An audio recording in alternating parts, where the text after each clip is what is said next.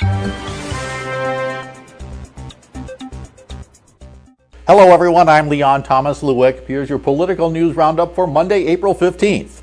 It's Showdown week in the Senate on the issue of weapons control. Heavy lobbying was going on in advance of a roll call vote expected Tuesday or Wednesday. Senators will vote on a compromise plan that expands background check requirements for gun buyers. Former Congresswoman and recovering gunshot victim Gabby Giffords is expected on Capitol Hill to pressure her colleagues to support the new restrictions. Even if the measure gets the 60 votes needed for passage, it faces a very uncertain future in the House of Representatives. Elsewhere in Washington, the Supreme Court heard arguments on an issue that could change the course of scientific research and testing. The High Court is being asked to rule on the legality of patents for human genome mapping. A number of justices questioned whether the court should intervene in a matter that, at its essence, is an issue of nature. Others noted that companies would likely not invest in research on genes if they could not patent their findings.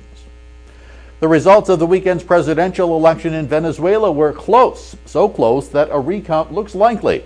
Deceased leader Hugo Chávez's hand-picked successor, Nicolas Maduro, scored just 50.7% of the vote.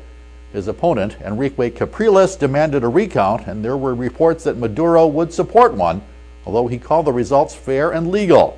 The initial reported margin was less than 250,000 votes. Capriles produced a list of what he said were more than 3,000 voting irregularities. And Secretary of State John Kerry is en route home after a weekend visit to China.